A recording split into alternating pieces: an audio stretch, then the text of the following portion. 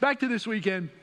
Like I said, we are talking all about the second plague, the plague of frogs, in our series called Signs and Wonders. And our text for today comes from Exodus chapter 8, verses 1 through 15. And it's obviously a text that's known for the plague of the frogs, but I think what this text does for us is it reveals that we are actually maybe more like Pharaoh than we would realize at first. What this text does for us as we read through all of the symptoms of the hardness of Pharaoh's heart, what it does is it shows us that we have all those same symptoms, that our hearts are hardened in the same way that Pharaoh's heart was. What this text shows us is really that only God can help our hardened hearts. It's only God who can help our hardened hearts. So we're going to take a look here at Exodus 8, verses 1 through 15. Then the Lord said to Moses, "Go into Pharaoh and say to him, 'Thus says the Lord, let my people go that they may serve me.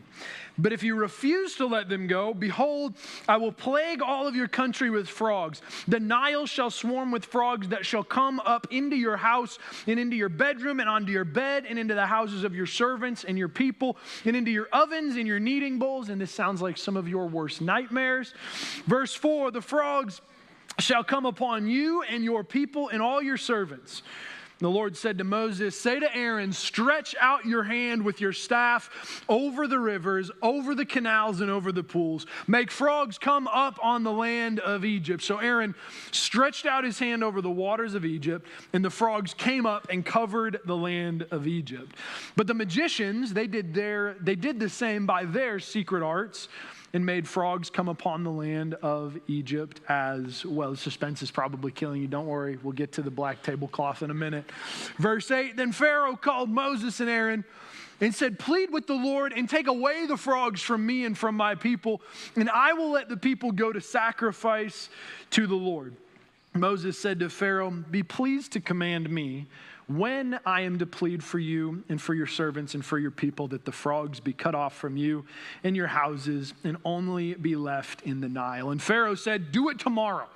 Moses said, 'Be it as you say, so that you may know there is no one like the Lord our God. The frogs will go away from you and your houses and your servants and your people. They'll be left only in the Nile.' And Moses and Aaron, they went out from Pharaoh. Moses cried to the Lord about the frogs as he'd agreed with Pharaoh, and the Lord did according to the word of Moses. The frogs died out in the houses, the courtyards, and the fields. And they gathered them together in heaps, and the land stank." That also sounds like some of your other worst nightmares. Verse 15, "But when Pharaoh saw that there was a respite, he hardened his heart and would not listen to them, just as the Lord had said." I am probably one of the few people on the planet that thinks this sounds a little bit less like a plague and a little bit more like paradise. That is because I am the kind of person who considers fresh, deep-fried frog legs an absolute delicacy. And I will contend with you on that one. If you don't like frog legs, you probably just haven't had them cooked for you the right way yet. I'm also the kind of person who thinks that nothing sounds better than like 12 a.m. to 3 a.m. hunting for frogs in the middle of a swamp. Like that is my ideal evening right there. In fact, some of my favorite memories are wrapped up in like frog hunting memories. So one time I was frog hunting with a couple of my buddies, and I got a frog inside of my drawers. Yep. Yeah, it went about exactly like you're imagining. So I don't like to frog hunt in waders or anything like that. I like to go in like jeans and tennis shoes, get them wet. It's fine. It keeps you slick going through the swamp. Like you're quick, you're fast, it's easy, it's not sweaty and gross. So in my pants, there's like my pant leg, right? And then the frog, because there's water that I'm wading through, he shoots up my leg.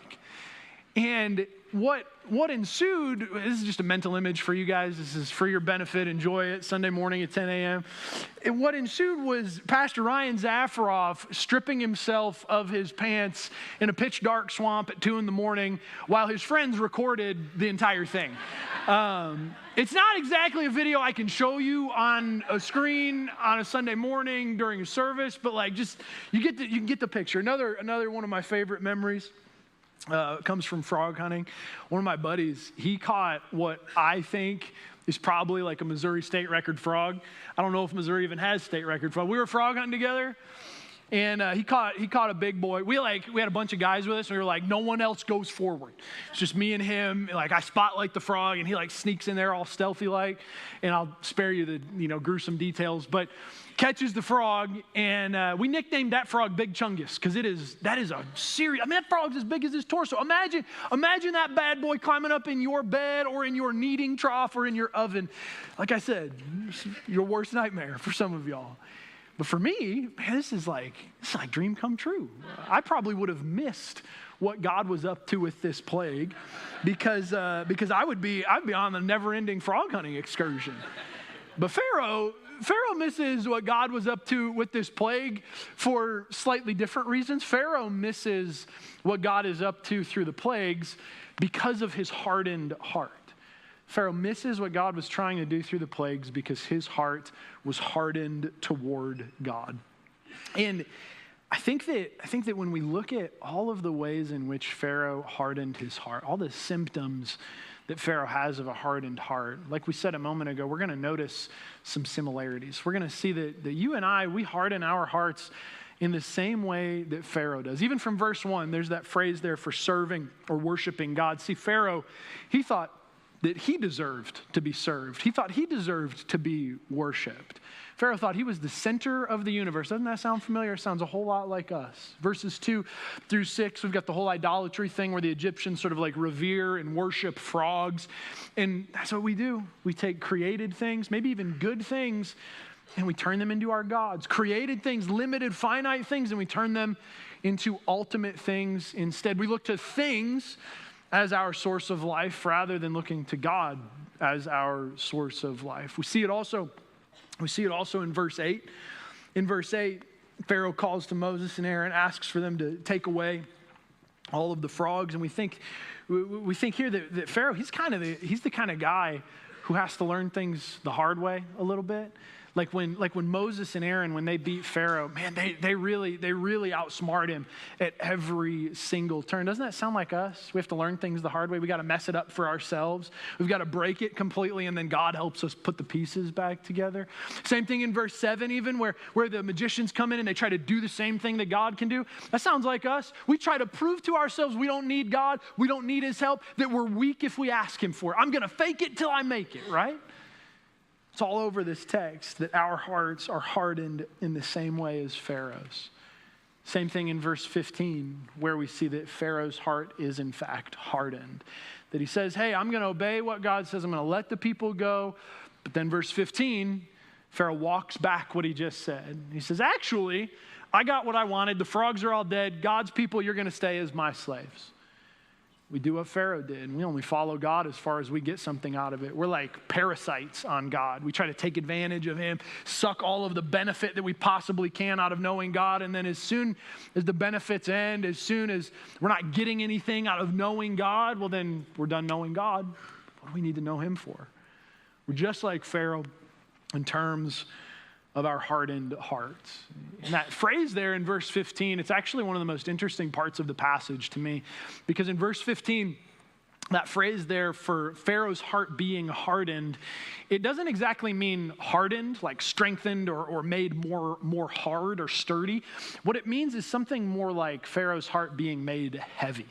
Pharaoh's heart was made heavy, which is interesting because what Bible scholars think God is doing here is they think that God is probably dissing the entire Egyptian pantheon, that God is coming against all of the false gods of Egypt, specifically with this one phrase, that Pharaoh's heart is not just made hard, but made heavy. His heart was made heavy. So in the Egyptian Book of the Dead, which was kind of like their version of the Bible, obviously like it's not legit, but Egyptians, we've got a picture I think of the hieroglyphs on the screen here. Egyptians, what they thought would happen when someone would pass from life to death, they would get ready to enter the afterlife. And what would happen is their heart would be weighed on a set of scales. So on your, I don't know which side, that side, there would be a heart inside of an urn, and it would be weighed against a feather.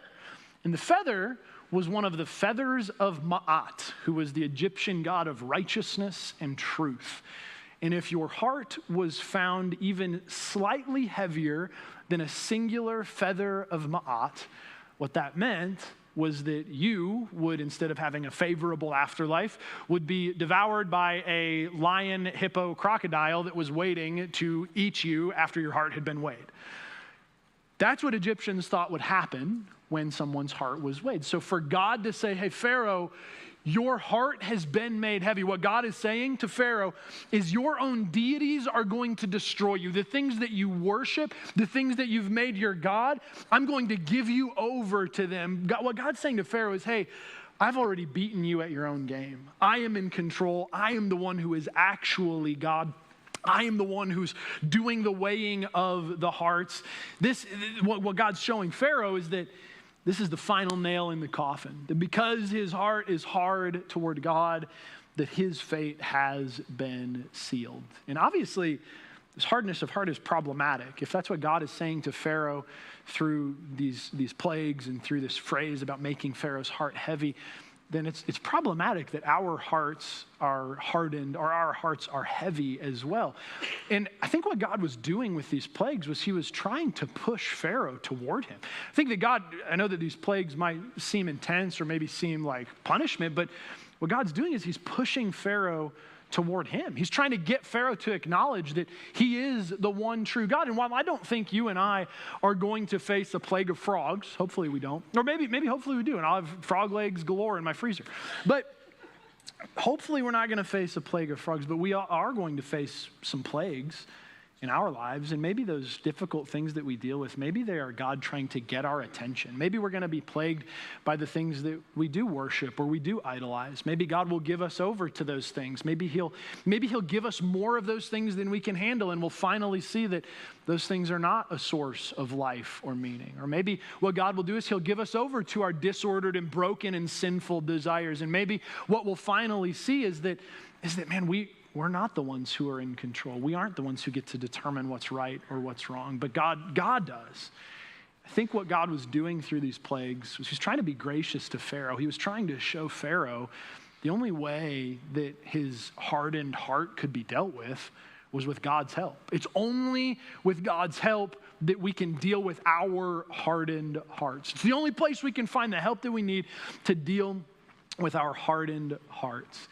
And because that is the case, we're going to take one more look at Exodus chapter 8, verses 1 through 15. And what we'll see from all of these symptoms of the hardness of Pharaoh's heart is how God can help us with them. But not just how God can help us with the symptoms, but how God can help us with the source of those symptoms, with the hardness of our heart, how God can heal our hardened hearts. We'll start again in verses 1 through 6.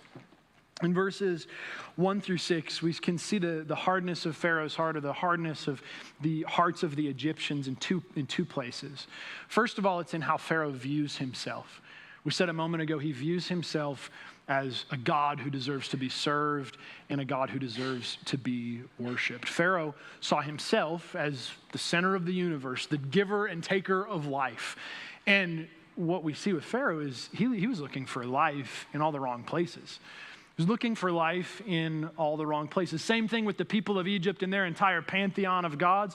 What the Egyptians did was they ended up worshiping created things. They took good things like creation, like frogs, for example, and they worshiped them. They revered them. They held frogs in high esteem. They considered frogs holy and sacred. And what we see with the Egyptian people as well is that they were looking for life in all of the wrong places. They were looking for life in all the wrong places. We see it there in verse 1 with that phrase about letting God's people go. so that they can serve him. Pharaoh thought he deserved to be served. He thought he was a deity that was worthy of worship. He thought he was the one who could give and take life. Looking for life in the wrong places, he looked to himself as a source of life and meaning and being. Same thing with the people. In ancient Egypt, there was a goddess named Heket, and she was a frog-headed goddess, so that's why the Egyptians, they worship these frogs. We've got a picture of her on the screen, I believe. And yep, that's a pretty ugly goddess. I don't know why you would put a frog's head on a goddess and worship it, but that's what the Egyptians did. They considered Heket to be the goddess of childbirth and life and abundance. Childbirth, life, and abundance. So they worshiped and they revered this Egyptian goddess with a frog head, and they took created things like frogs and they turned them into ultimate things. Finally, this is the moment you guys have been waiting for.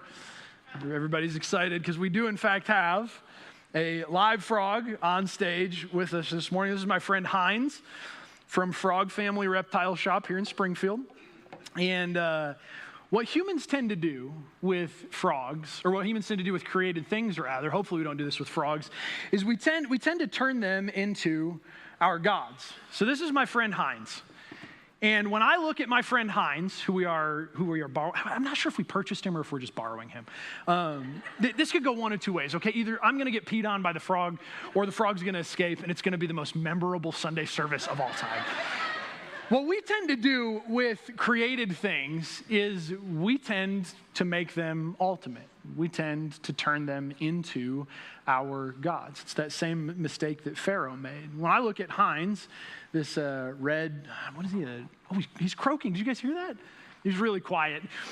He's like an African tomato frog. There he is. He's an African tomato frog. When I look at Heinz, I don't think this is something that deserves my worship. When I look at this slimy, gross, ugly frog, I don't think that this frog, I think I'm going to eat this, not this one. This one doesn't have very big legs. But when I look at something that's created like this frog, I don't naturally think that I'm going to worship it, that I'm going to turn it into a deity. But that's exactly what we do. We take created things, good things even, and we turn them into ultimate things. We turn them into God things. And what God is doing with this plague, it's kind of genius. Because if the Egyptians worshiped frogs and God filled up the land with frogs, what does that mean? It means that they're not going to be able to kill off any of the frogs. They just have to live with it. They just have to deal with the frogs. What God's doing, it's genius because he's defeating each and every one of the Egyptians' gods single-handedly, proving that he's the one who is actually the source of life. What God does with this plague is he gives Pharaoh over to the things that he worships. The pastor and author James Boyce says that what God did was he allowed the depraved things that the Egyptians worshipped to be the exact thing used to defeat them. God gives them almost what we could consider too much of a good thing. Nothing wrong with frogs. I think they're a great thing, but he gives them too much of a good thing. If the Egyptians looked at frogs and they said, this is our source of life, God said, okay, I'm going to overwhelm you with life. If the Egyptians looked at frogs and said, this is sacred, this is holy, we can't kill this frog, God said, okay, I'm going to overwhelm you with frogs. I'm going to prove that I'm the one who's in control, that not Pharaoh, but me, I'm the one who owns life, who gives life, who takes life away. What God was showing the Egyptians was that he was the source of life, that he was the one true God, and that he's the one that they ought to follow. That's what Pharaoh missed because of the hardness of his heart. Too much of a good thing. Imagine with me that like the United States of America, this is what it would have been like for the Egyptians. The United States of America was like infested with bald eagles. Like bald eagles, when you're like canoeing in the river, that's cool. 6 bald eagles on your front porch on Saturday morning, maybe not as cool. It's going to be like too much of a good thing. It's like that scene from The Proposal where the bald eagle swoops in and like picks off the Pomeranian. That was a deep cut. That was for somebody in the, like, that's a good movie. I like it way too much, more than I ought to as a 30-year-old man. But that's what it's like. That's what God is doing for the Egyptians. He's giving them what they want, the disordered desires of their heart, but it's too much of a good thing. And sometimes that's exactly how God helps our hardened hearts. Sometimes he gives us too much of a good thing.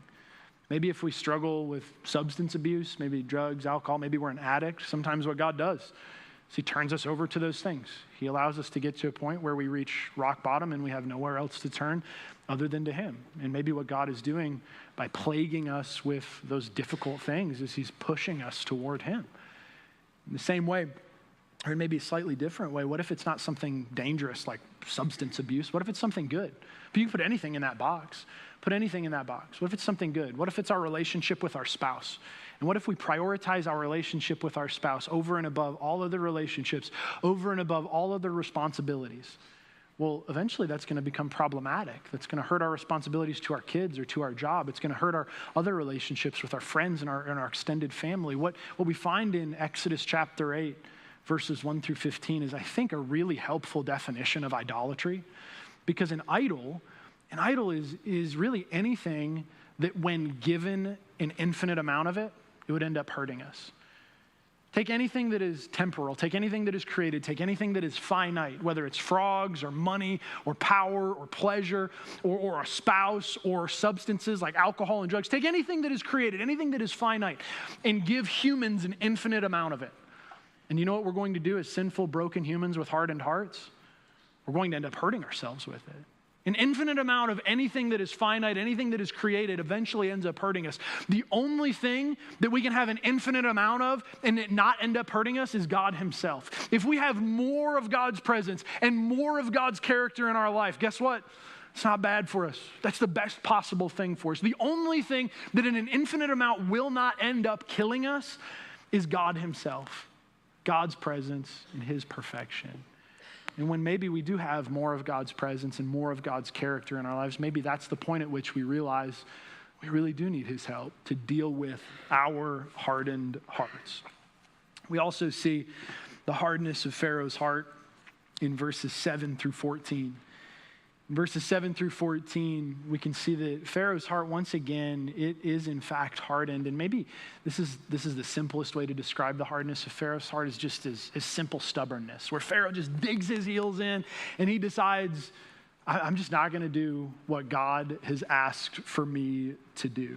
I think what we see in verses 7 through 14 is that we all struggle with stubbornness. We all struggle with stubbornness. We see it in verse 7 where those magicians, they try to recreate what God does. They're only able to duplicate what God does. And like we said last week, they can't get rid of the frogs. They can only add more. They only make the problem worse. But what they're trying to do is they're trying to prove that they don't need God. That's stubbornness to a T. Us saying, hey, God, we don't need you, don't want your help. We can do what you can do on our own.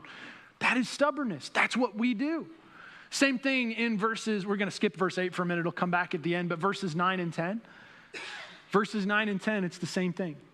It's the same thing. Pharaoh seems to me like he's maybe the person who has to learn things the hard way. I can relate a little bit. I'm the kind of guy who has to learn things the hard way myself. Because when Moses and Aaron defeat Pharaoh, they don't just defeat him. Like we said, they outsmart him at every turn. Check out verses 9 and 10. Verse 9, Moses said to Pharaoh, be pleased to command me when I am to plead for you and for your servants and for your people, that the frogs may be cut off from you and your houses and be left only in the Nile. That's a weird phrase, right? Be pleased to command me. What Moses is doing is he's saying, hey, Pharaoh, you get to pick the time that I'm going to pray for the frogs to be removed. Why would Moses do that? Why would Moses give Pharaoh the upper hand? Why would he give him any control or any power or any authority in this situation? I think what Moses does is actually pretty genius. He absolutely outsmarts Pharaoh with God's help. Because if Pharaoh gets to pick the exact moment that God moves, and then God does it at that exact moment, then undeniably Pharaoh will be proven with the fact that, yeah, God's the one who did it. It will be proven. I said it was going to happen at this time. Moses prayed it happened at that time. God is the one who did it, not my magicians, not me, not any of these Egyptian gods that I worship. I think Pharaoh's the kind of guy who unfortunately had to learn things the hard way. He had to be beaten at every single turn by Moses in order to be pushed closer and closer toward recognizing that this guy, Yahweh, really is in fact the one true God.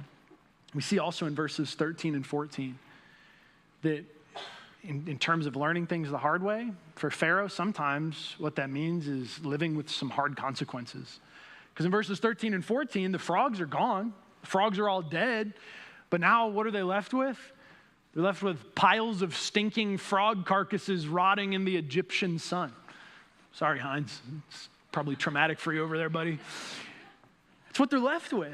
Hard consequences as a result of Pharaoh's hardened heart. And sometimes that's how God helps our hardened hearts. Sometimes that's how he does it. Sometimes he helps our hardened hearts by quite literally crushing out of us the things within our hearts that would keep them hardened. Sometimes that's how God helps us. For Pharaoh, he had to have that self-sufficiency crushed out of him. God proving to him that his magicians and his gods, his false gods, they couldn't recreate what only God could do. For Pharaoh, he had to have that sense of power and control crushed out of him. That stubbornness crushed out of him. God proving that Pharaoh, he's not the one who gets to decide when the frogs show up or when the frogs leave or how they come and when they go, if they live or if they die. No, what God's proving to Pharaoh is that he's the one who's in control. He's the one who is over the frogs. And what God's proving to Pharaoh with those hard consequences is that, yeah, sometimes there's stuff that we have to deal with after our hearts have been hard. That sometimes a hardened heart makes life really, really difficult for us and for those around us.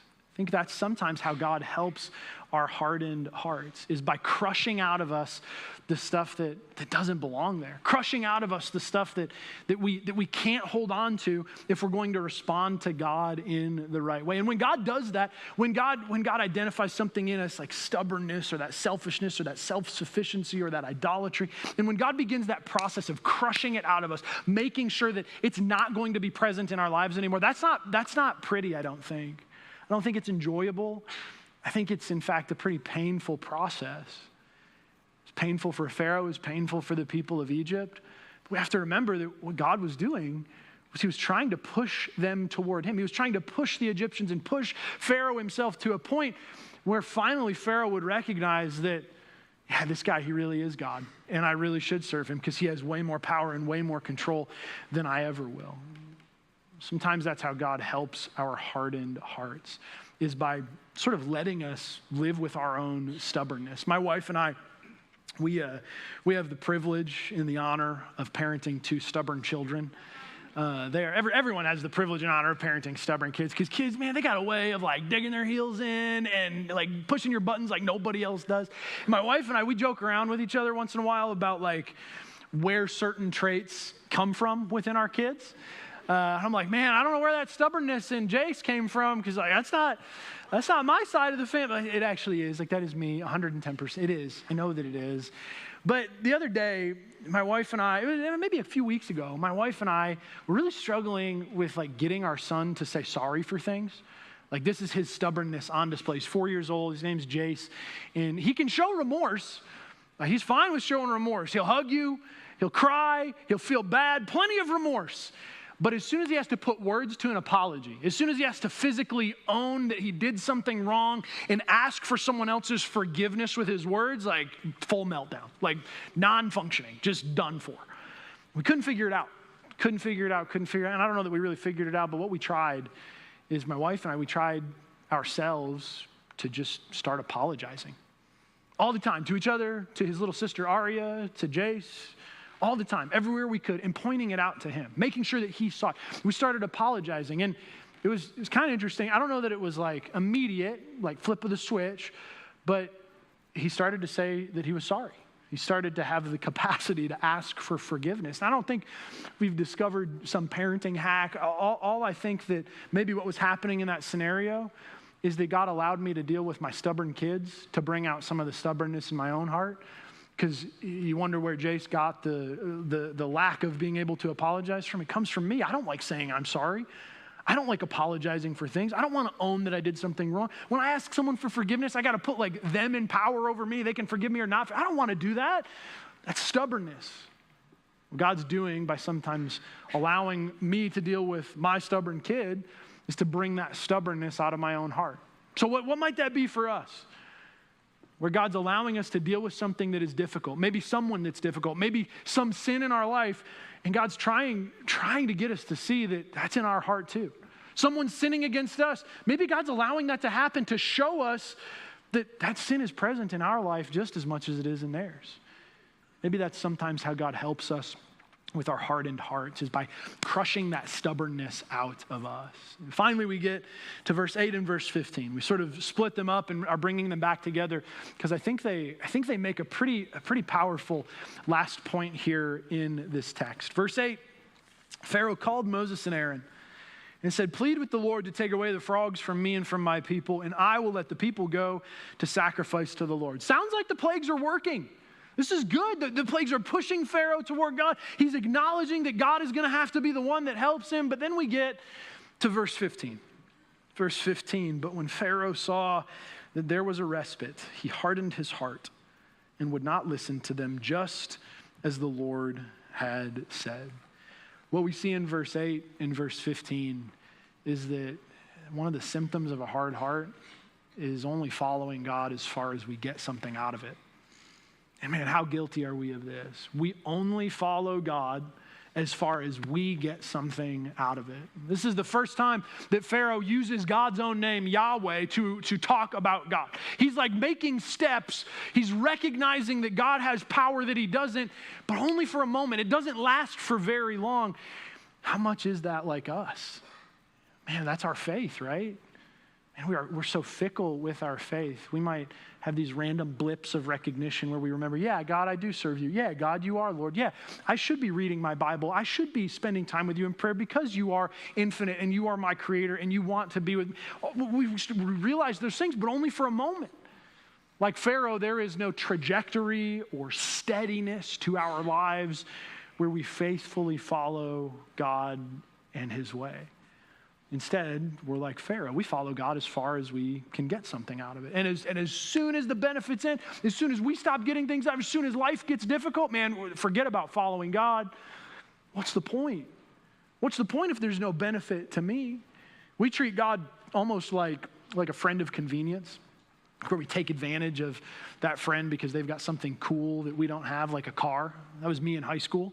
In Michigan, growing up in high school, growing up in Michigan, when I was in high school, we had to take our written driver's test and like the physical, like driving portion of the test before we had to take the class and the written portion before we could get our licenses. Couldn't even apply for a license before we went into the DMV. And what happened with me was I waited too long to get into the class. So I didn't have the written portion done. I didn't have the physical portion where I actually had to like drive the vehicle. And then I had to wait an extra semester to get my license. And because of that, the second half of my junior year, all my friends were driving themselves home, and I was riding the bus or getting picked up by mom and dad, which like second half of junior year, that's bad move right there. So I decided that I was going to make some new friends. And I had a bunch of kids in my neighborhood that were similar age to me who had already gotten their licenses. I wasn't friends with them.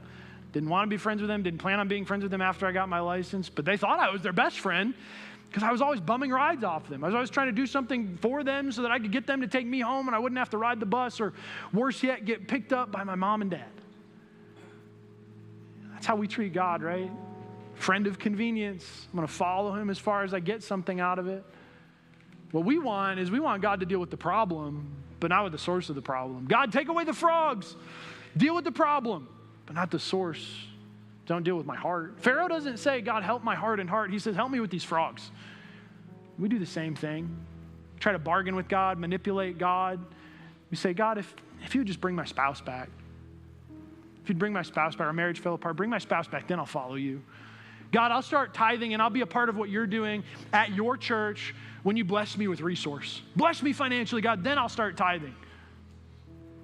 We say, God, I'll go to church, but only if you get my family off my case about going to church. If they'll leave me alone, I'll actually do it once in a while. And what we want is we want God to address the problem. We want God to address the symptoms, not the source of the problem. We don't want God to address the infidelity that ruined our marriage. We don't want God to address the lack of stewardship that leads to our lack of contribution. We don't want God to address our lack of faithfulness. We don't want God to address the sin. We want him to address the problems that our sin causes. We only follow him as far as we get something out of it. That's a safe sign that we have hardened hearts. I think at this point it should be abundantly clear that we are more like Pharaoh than we would like to admit. That our hearts are hardened, and when we face plagues, whatever they might be, designed by God to get our attention, we dig our heels in. We harden our hearts further. Just like Pharaoh. Just like Pharaoh. And if for just a moment we can circle back to those Egyptian hieroglyphs that we mentioned at the beginning. We can actually pull those back up on the screen. What we find is that the Egyptians, they might have actually been onto something here. If we're like Pharaoh and our hearts are hardened or made heavy, the Egyptians, I think they might have actually been onto something here. This idea of weighing hearts, it's not just found in ancient Egyptian literature, it's also found in the text of Scripture. I don't think that the Egyptian Book of the Dead is anything close to accurate, but I do believe that Proverbs chapter 21, verse 2 is accurate. It tells us that every man thinks his way is right in his own eyes, but it is the Lord who weighs the heart. It is the Lord who weighs the heart. So you and I, our hearts, they're not going to be weighed against the feather of some Egyptian god of righteousness and truth. No, our hearts are going to be weighed against the very heart of God himself. They're going to be weighed against the perfect righteousness and perfect truth of the one true God. And if that is the case, then our hearts are going to be found severely out of balance. If that's the case, our hearts will always be found too heavy, weighed down by sin. Even if somehow we were able to address all of the symptoms, if we got rid of all of our selfishness and all of our idolatry and all of our stubbornness, if we somehow got rid of all, if we quit using God and treating God like this divine gumball machine where we can put in our prayers and get out what we want and then we don't have to deal with him, if we dealt with all of that, guess what? Our hearts are still hard. We haven't addressed the source of the problem. You and I, we're never going to measure up to God's perfect standard of righteousness and truth. But the best news is that that's exactly where Jesus steps in and he takes our place upon the scales. Because the only person who can match the righteousness and truth of God the Father is God the Son, Jesus and him alone.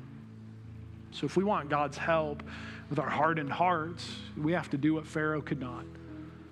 We have to turn our hearts toward the Lord, make him the leader of our lives, and that's the point at which God helps our hardened hearts. So Jesus, this morning, we're thankful, Lord, that you can point out the things within us that might be hard to hear, that might not be fun to talk about, the hardness of our hearts and the symptoms that ensue because of it. And God, we're thankful that you can get to the source of that problem. The sin that plagues all of us from within. And Jesus, we're thankful most of all that you have dealt with that sinfulness and the hardness of our hearts in an eternal way. And through your life and your death and your resurrection, Jesus, we're able now to make you our Lord, to make you the leader of our lives. And because of that, to find the help that we need with our hardened hearts. So Jesus, this morning we're asking you to do what only you can do.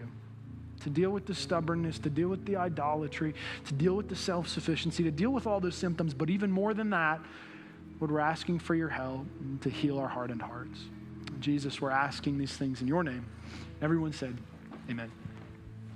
Hey, thank you so much for joining us online today. We hope that this service was everything that you needed it to be. And if you would like to find out more about what's going on at New Life Church, check us out online at nlspringfield.com. From there, you can find out more about our staff. You can see upcoming events. And if you would like to give to New Life Church, you can go to giving.nlspringfield.com. Have a great week, everybody.